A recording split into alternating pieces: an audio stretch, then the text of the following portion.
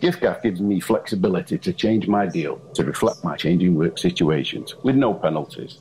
Also, the way GiftGaff has helped members and our local communities who need help at this challenging time is great. Cheers, GiftGaff. With flexible plans, no contracts, and helping communities in need, GiftGaff gives back. Come join us at giftgaff.com. GiftGaff, the mobile network run by you. Terms apply. This season of the wonderful Big Interview is brought to you by Bet365, the world's favourite online betting company. Be sure to give them a follow on Facebook, Twitter and Instagram.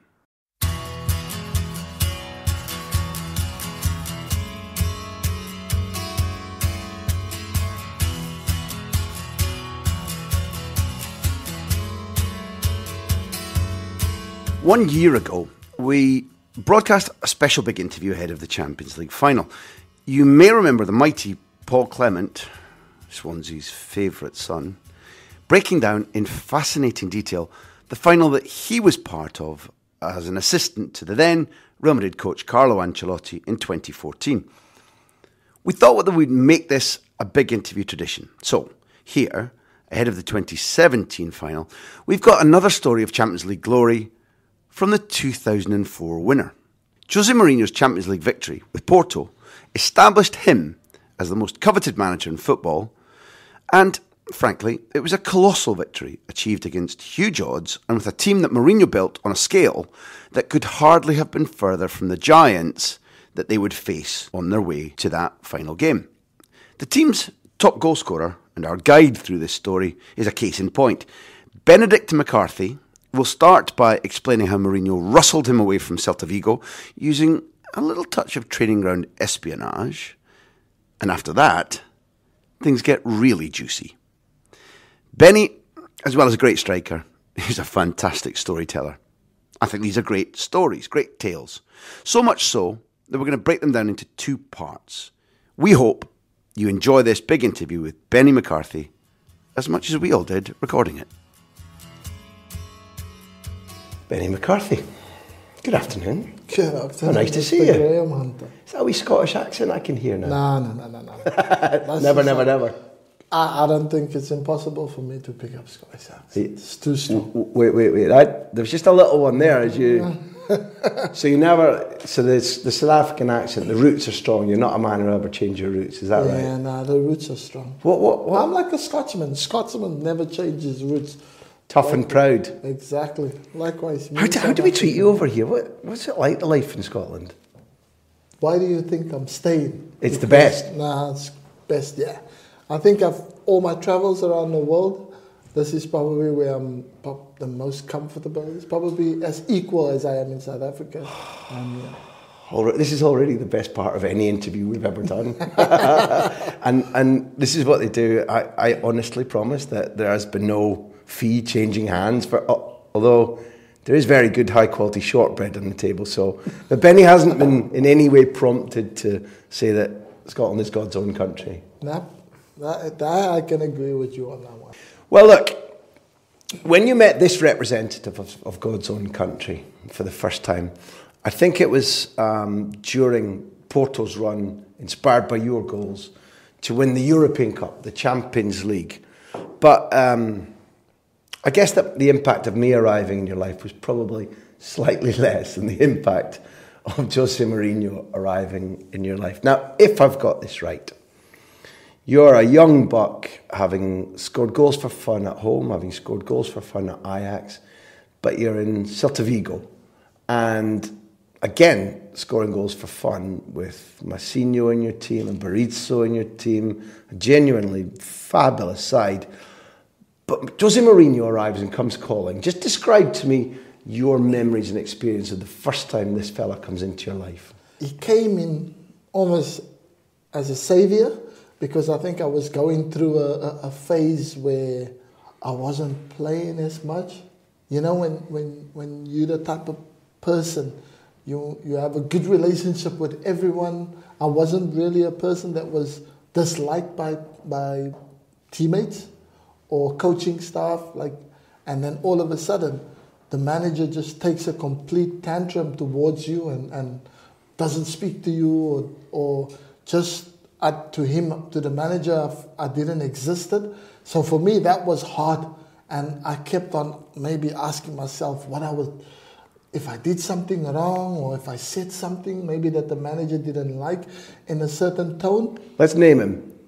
Victor Fernandez. Who's currently in charge of the academy at Real Madrid. Yeah, he must have good friends in high places. But nicely expressed. So he just pushed me one side to the team, and I found myself now playing, and which was hard, which was difficult for me, because the harder I worked, the harder I tried to get better than what I was doing at present. The manager just didn't say, not moo. So you left almost in the dark, completely alone, and now being away from home and in another country where you thought you felt at home became like strange. Is that particularly difficult for a striker, because you work on ability, but strikers thrive on self-belief and confidence? Most definitely. Yeah. And my self-confidence was just knocked out of the water, and I couldn't understand.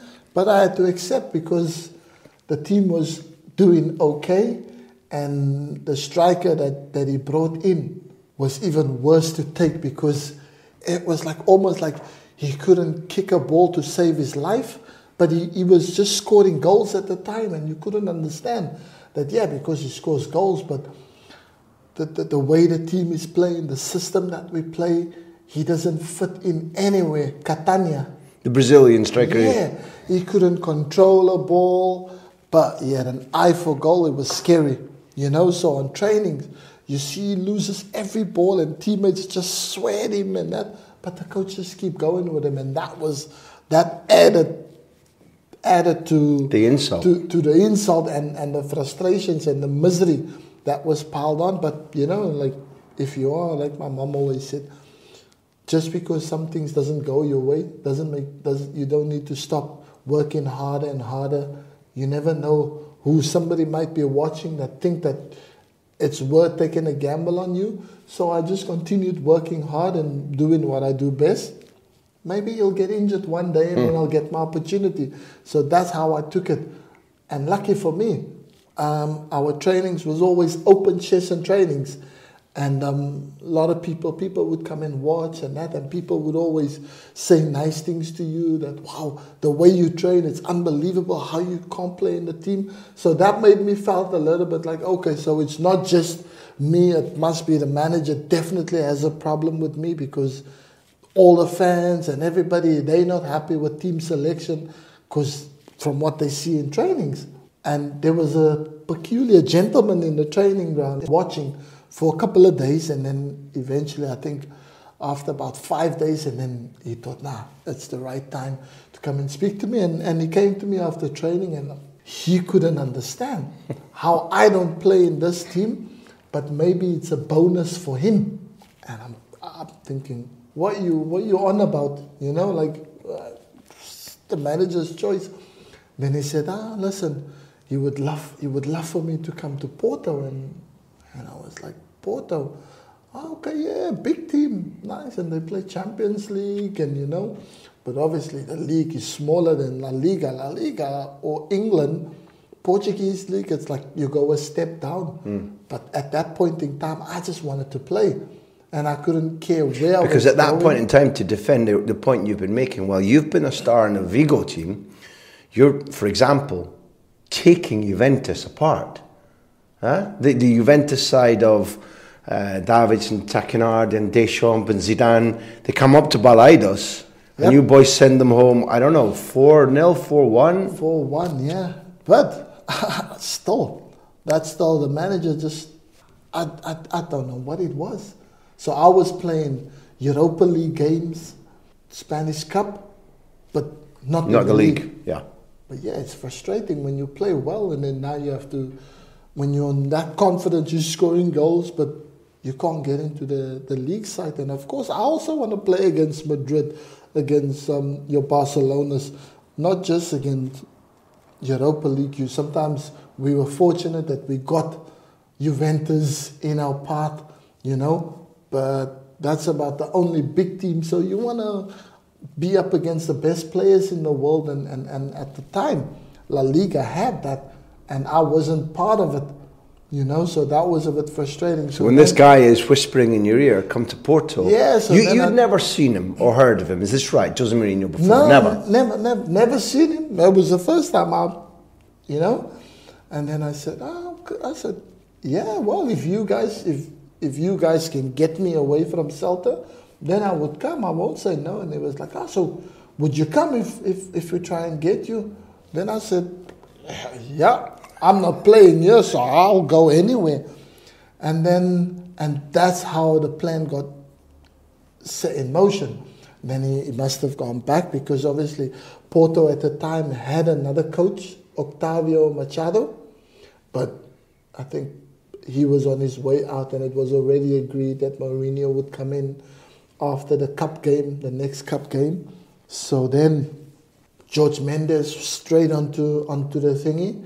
And obviously, because I had an agent, some things weren't working, and it looked like I was going to end up staying at Celta Vigo and not being able to go on loan unless I take less money, because obviously in Portugal. So for me, it was like, in this case, it was not about the money. I could go there for 6 months and play for free. I just wanted to play football. Okay. But in that world, it doesn't work like that. So agents, and my agent told me that, it's a big loss for me. Deal is off.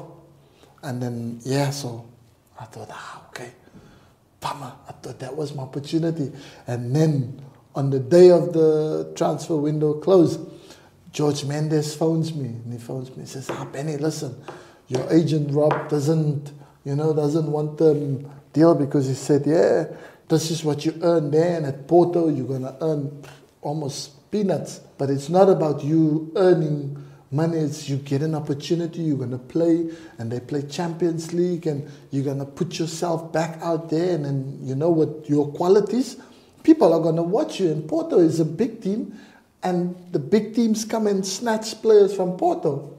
So when he said that, I didn't start playing football because I wanted to earn money, because I love what I do, and if I was doing it for free, I would have still done it till now. I'm gonna fight with my agent, and I know he's gonna hate me, but I gotta do what I gotta do because I want to play. I went against Rob. Rob hated me for that, but he loves you like a son. Exactly. So he'll understand, and he'll understand that it was never about the money, and I wanted to play.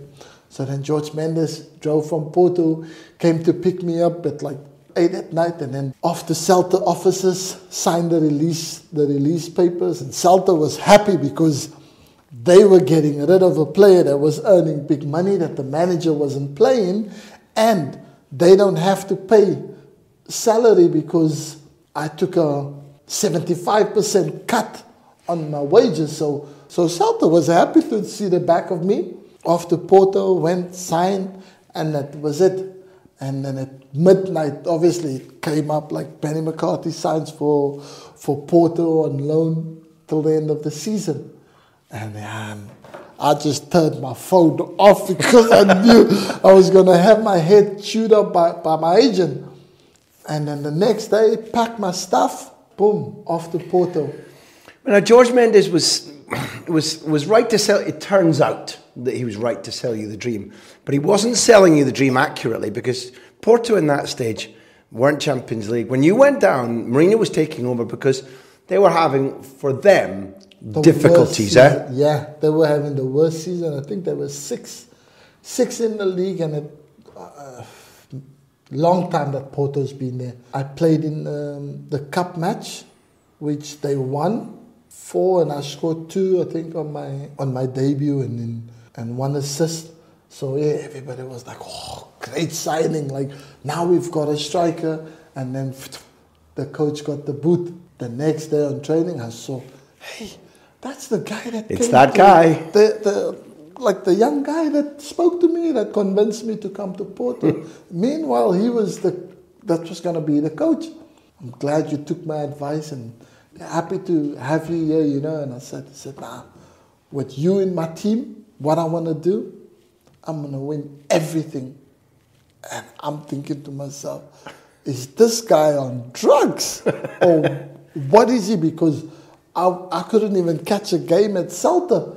And he's telling me that he's going to win everything because now he's the missing link in his puzzle, you know. I couldn't understand what he was on about. But anyway, I just said, okay, yeah, I'm glad. And I'm going to do my best for him, you know.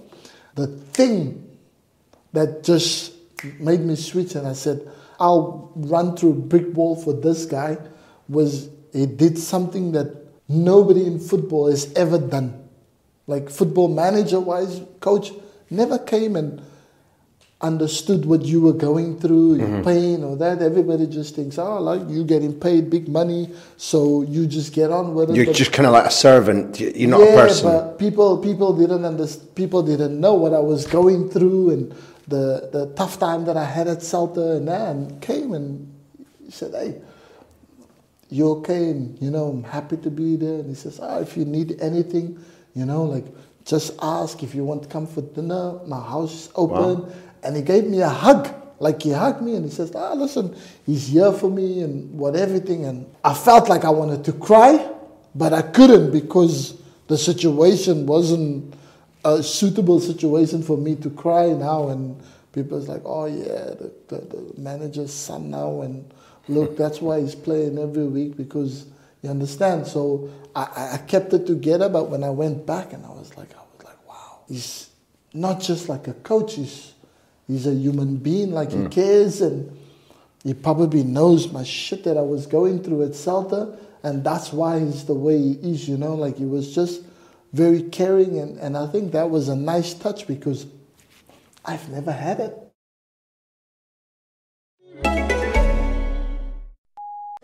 GiftGaff gives me flexibility to change my deal to reflect my changing work situations with no penalties.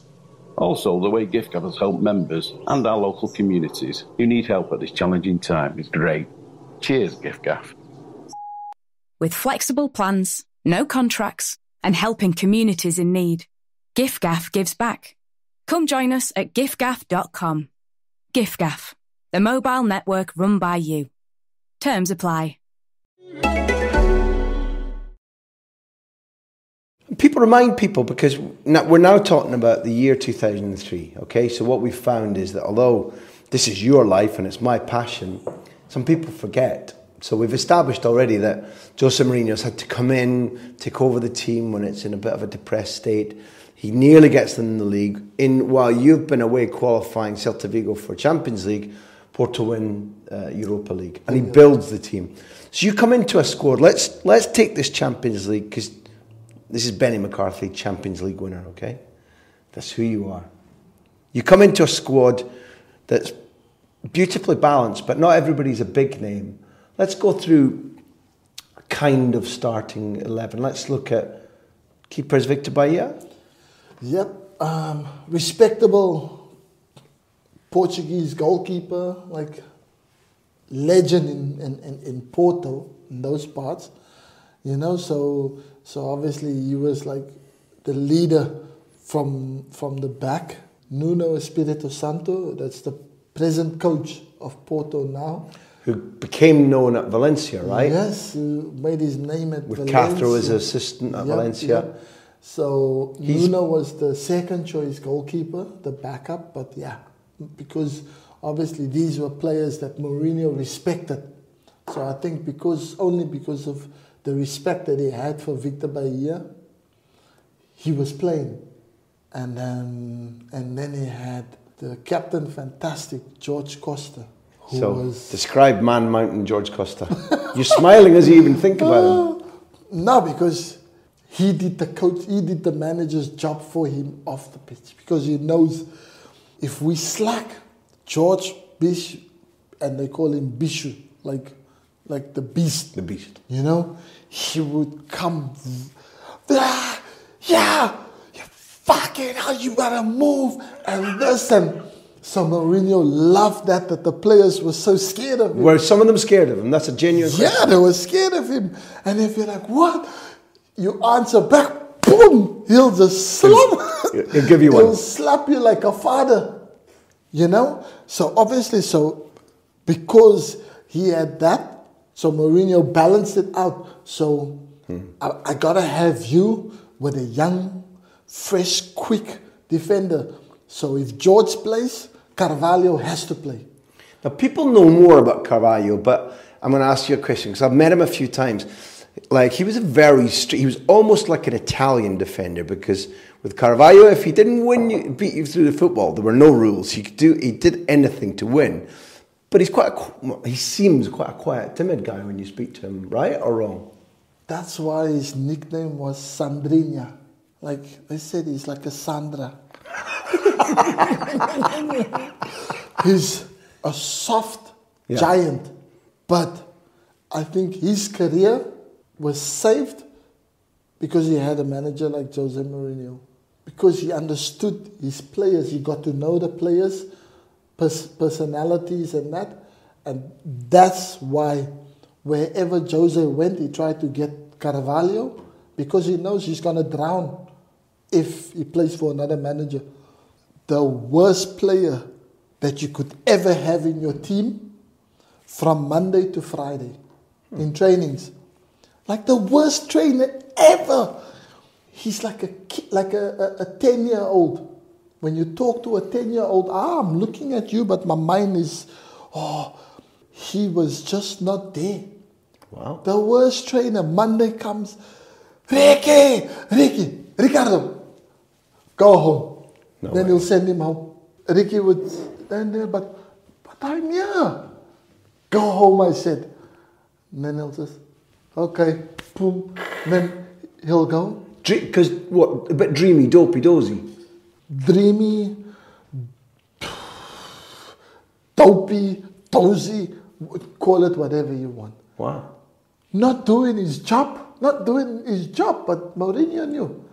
Come Saturday, he's playing. Man of the match, Ricardo Carvalho. Because my appreciation looking at him is that he reads football real well. For the life of me, I couldn't understand. You know, like this guy, and sometimes you feel like just saying, he maybe needs a slap so that brain could shake, and maybe it gets put, the missing part gets back placed in order. Yeah, and then he'll function. But we couldn't understand how this guy do it. And I'm talking about for one season, I've never seen anything like it. For one season, you know, when you get the markings, the ratings of the matches, this guy never gets less than 7 out of 10. 7.5, 8, 9, 9.5. Then you wonder, how in God's name does this dude do it? Because from Monday to Friday, he's not all there. And then Saturday comes, he's the most reliable player that you can. If you say, in our team, from that year, if he says, listen, you have to pick one player. Benny scores goals, his quality. Some days he's there, some days he doesn't pitch up. Deco's a roller coaster. Deco is like untouchable. When he falls, he's free falling, and then boom, he comes to life, and then, you know. So everybody had that. He says, Ricardo Carvalho, he was just like that the whole season. So you've got the Beast and Sandrinha. Yep. You don't have to do all the nicknames, but if you've got the nicknames for, say, Paulo Ferreira, and maybe would it normally be Ferreira and Valenti? Yep, that was the preferable. That was our best four defense. Left back was Nuno, Bish, Sandrinha, and Sakana. Bastard.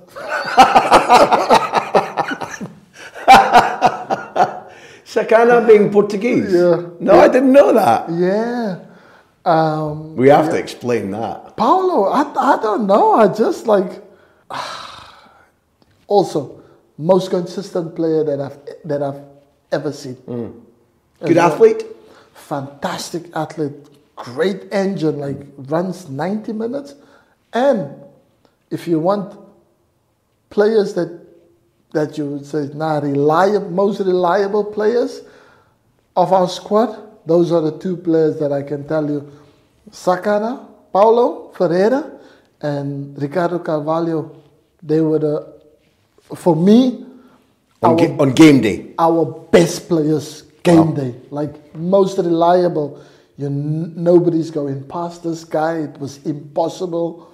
Just stays that level every game. Never outstanding. Like, oh my God, he never gives you a worldy performance. Mr. Reliable. Mr. Reliable bastard. Yep.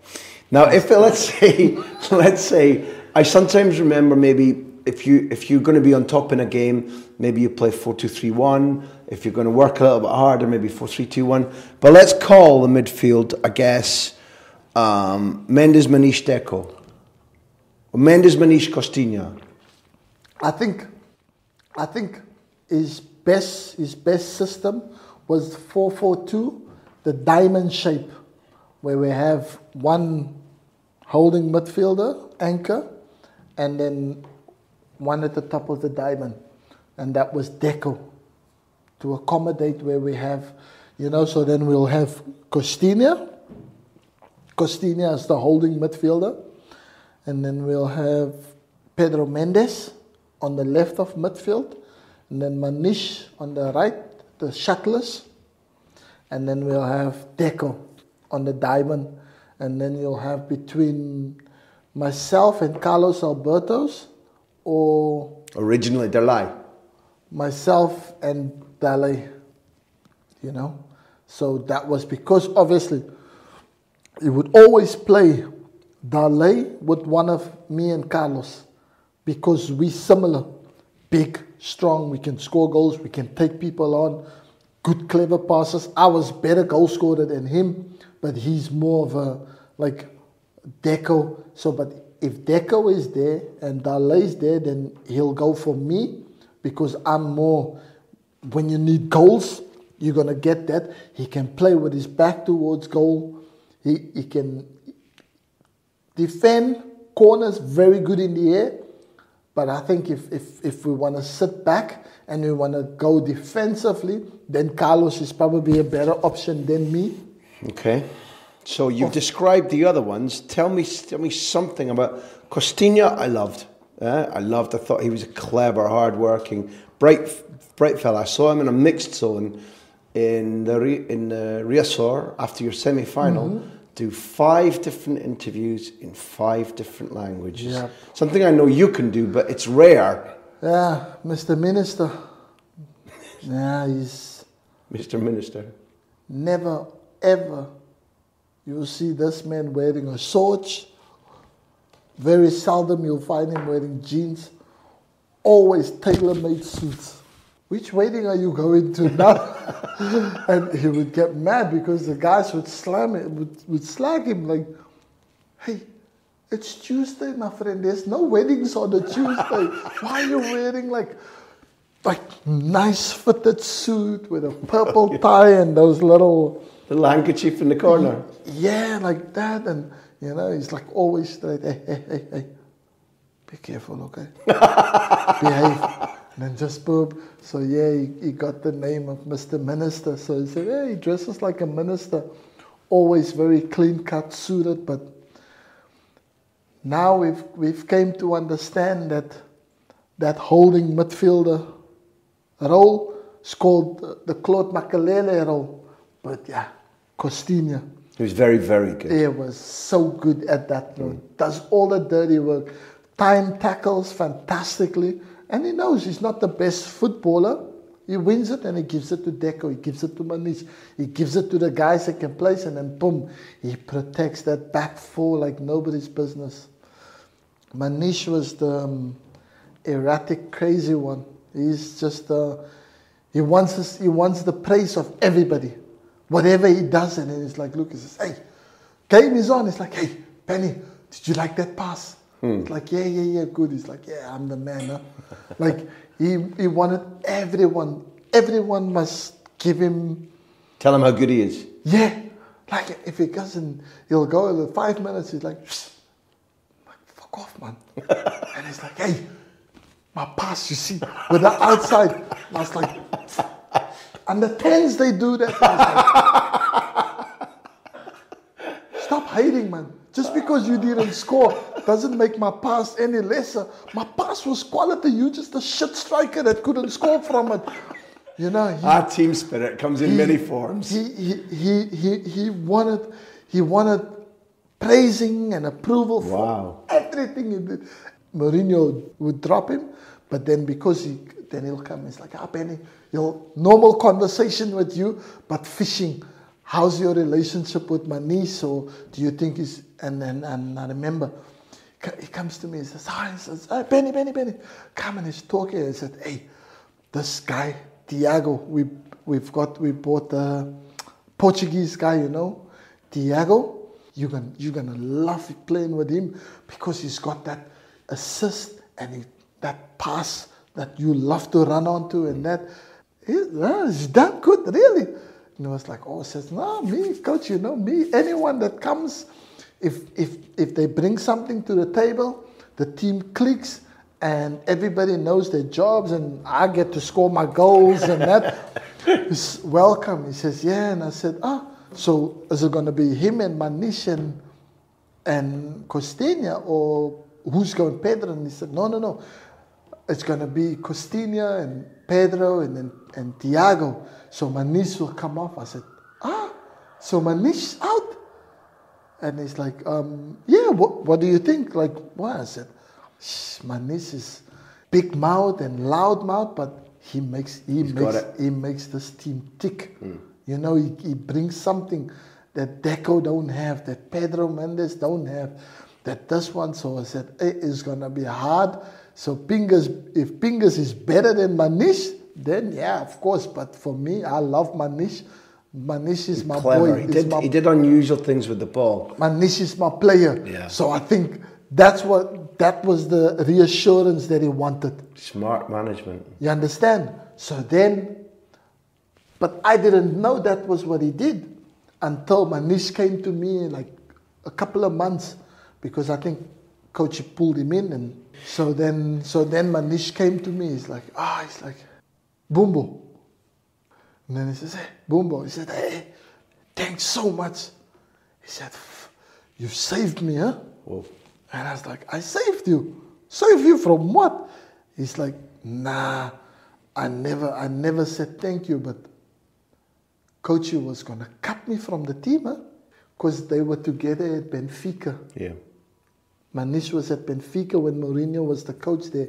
And I think that's where Manish's personality and how Mourinho was then didn't, and he just could not take Manish. Unbelievable player, but in his team, no. So every opportunity he could get him out, he'll take him out. So then, but because he was speaking to some players and he says, you're lucky, because they spoke up for you. Benny's my player. And Benny said to me, nah, he can't play without you. Like you, a big puzzle in the team and that. So, but now you must sort of watch your step, focus and that, because your teammates are laying their neck on the line for you, and you secretly you understand? So then when he came in and he said, I never said thank you, and I know I was gone because he told me, Tiago is going to take your place. And it works out well. Yeah. Let's look at the games, this fantastic squad. I don't know if you remember, but you start at Partizan Belgrade, coached by Lothar Matthäus. Yep. Taribo playing. Taribo West, yeah. It's a 1-1 draw. Costinha scores. Partizan, yep. And the idea is, when you start out the group, does Mourinho start to say to you, we can win the group, we can win the competition, or are the ambitions less clearly spoken at this stage? Because you draw Real Madrid in the group, yep. Marseille, Partizan, Porto. Yeah. So when the group came out, he said, we're going all the way to the final. He wants to win the Champions League. Wants to win? No. He's going to win the Champions League. So Real Madrid's going to be a tough hurdle, home and away. Partizan, away from home, go to Serbia. Very tough, very tricky. Marseille, French team's not a problem for us. But Partizan away from home. In France, Crowd or volatile? Yeah, because hostile and we'll come up against something that most of us are not used to. And obviously because we had like quite a few black players in the team, because it was me, it was Carlos Alberto, it was Dale, it was Costinha, it was Bozingua. So we're gonna know what tough time is. And honestly, when we went there, Bad? people were throwing bananas and the whole stadium. And honestly, and we thought, we ain't gonna get out of the stadium alive. Like, it was hostile. And then every time, like when I was getting the ball and I was marked by Taribo West, and they would go, and once I passed the ball, I would be like, yeah, good one. When he's got the ball, you applaud. So then I said to him, I said, hey, don't you hate it though? Don't you get like furious, like mad? Because they booing me and they're making all the monkey sounds and that, and I don't see your skin being whiter than mine. So he said, what can you do? You must just bite the bullet and just do your job. They can do the monkey signs and whatever, but at the end of the day, they spend their money to come and watch this monkey play. So that must give you satisfaction. And I was thinking about it, and I was like, you know what? It's true. If you want to boo and throw bananas and that, I'm taking your money as I'm playing here. So go ahead, boo as much as you want to and that. You understand? So I looked at it because what he said made sense. Like, okay, so if... But it's a way to cope with a situation which is indefensible. It's shit. Yeah, it's shit, but it's nice when it doesn't bother you and they don't get to you, you know. So we went there and we drew with them. Good. see you in our place. Watch. See you.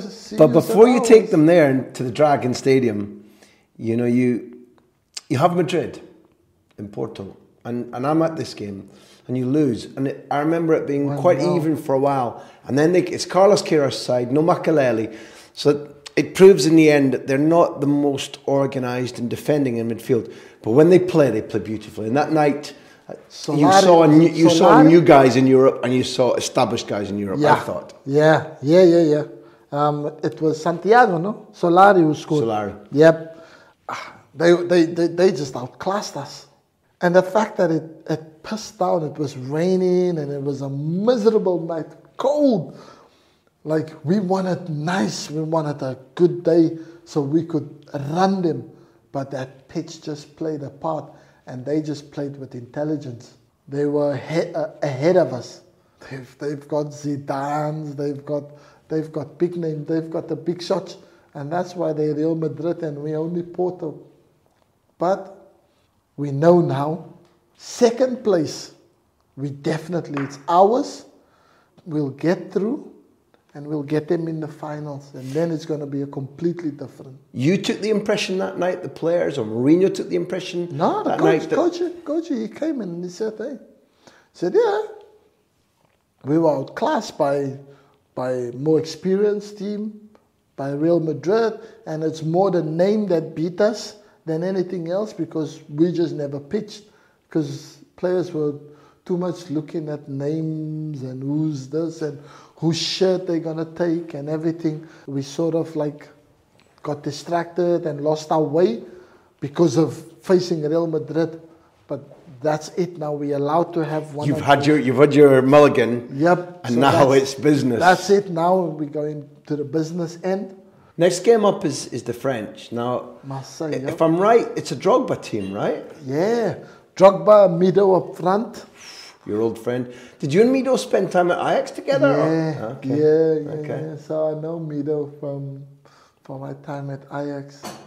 Drogba is new to you at this stage, or yeah. not? No, I played against Drogba at under 20 level African youth champions, senior team as well. I played against him, but obviously by then Drogba was still upcoming, not very well known, not known, and I was the household name in African football. So, but yeah, Mourinho made it, and his team talk was like, boys, today we're gonna face a test that we've never faced before. George Costa, Carvalho, you must bring your triple A game. They have a striker, African guy, and he's gonna bully you left, right, and center. But if we keep him at bay, we win the start. Then it's easy. But that's our problem.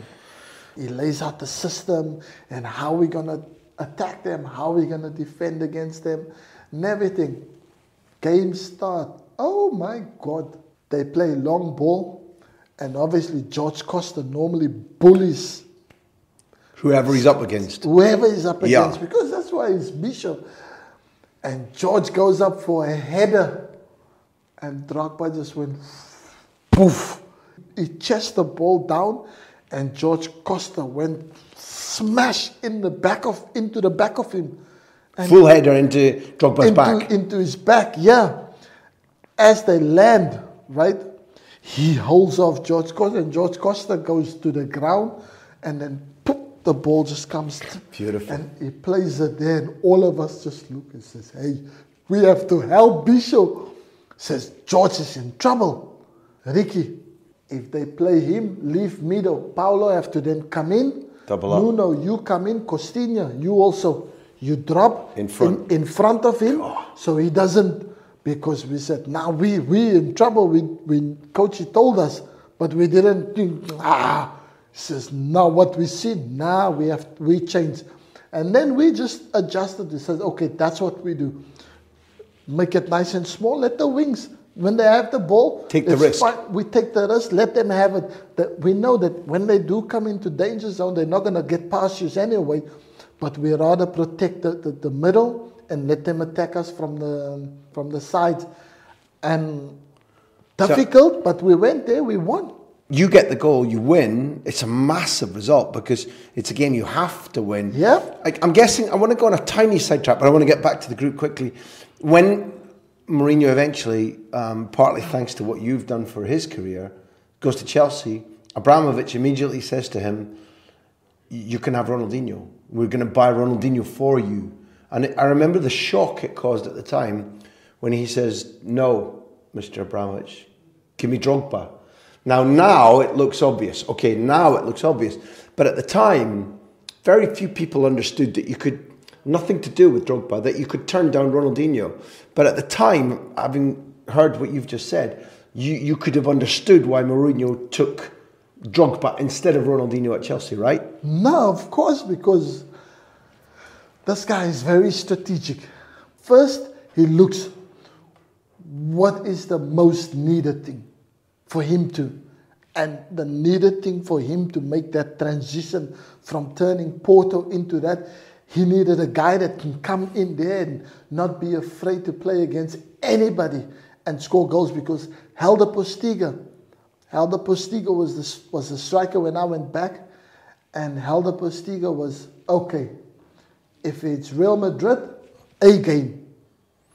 If it's Osasuna, they're going to kick me, they're going to do this, it's going to be a tough day in the office, and maybe I'll just sit this one out and I'll say I have a little injury or I'll have a knock and I can't play like I played against Madrid because I'm scared. And then in 2 weeks' time it's Barcelona, I'm ready, and then when it's Valencia, so when it's all the big teams, he's your go-to guy. Yeah. Fantastic. When it's the majority of the time, it's the lesser. The times when you win the titles, if you keep the racking games up the that wins. make you win titles, then he's not there. So he knew there he was gone.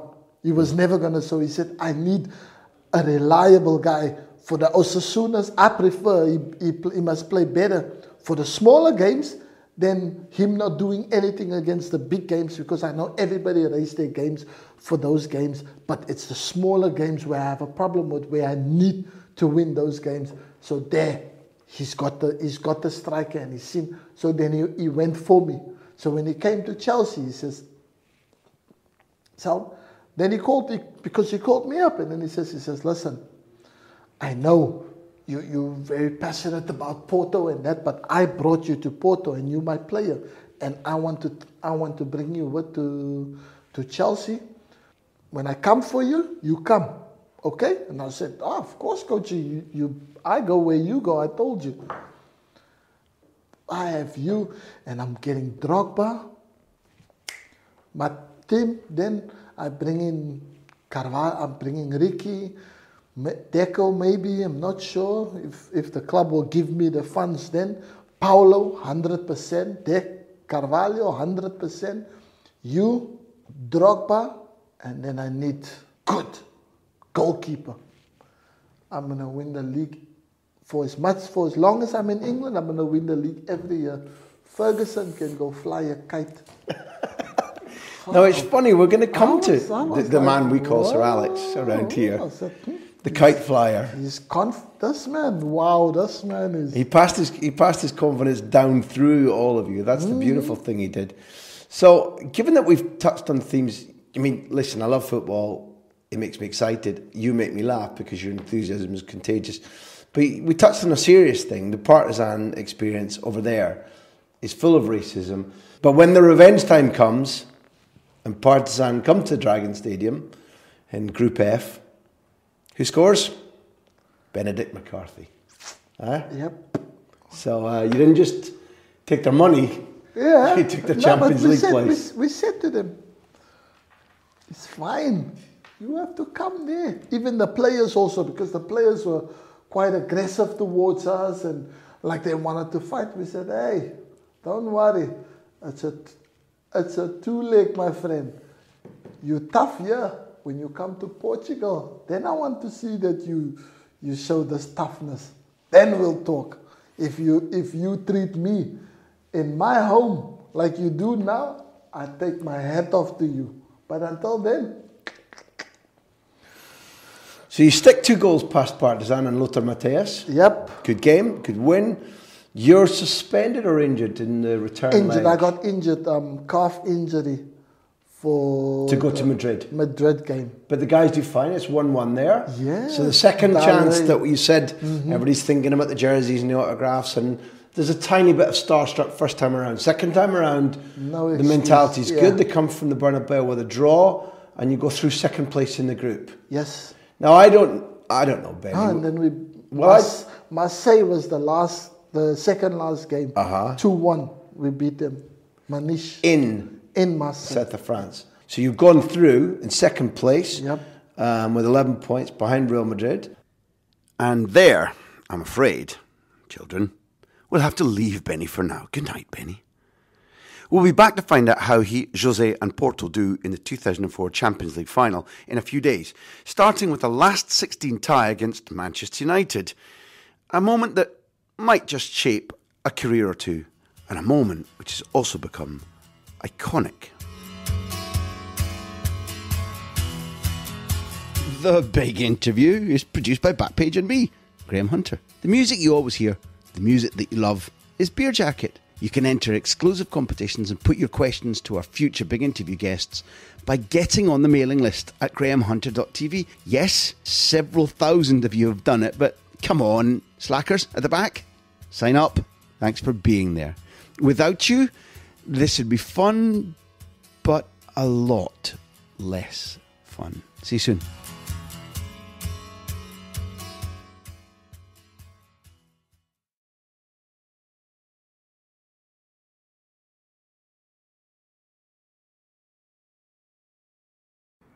A gigantic thank you to the world's favourite online betting company, Bet365, for sponsoring this season of The Big Interview. Out here, you've got to be the real deal. You can't fake it. You've either got it or you don't. That's just the way it is. Bullseye Barbecue Sauce. Authentically American, it's full-bodied, smoky, packed full of flavor. From brisket to wings, ribs to ribeye, Bullseye's got it covered. Cook strong with Bullseye Barbecue Sauce.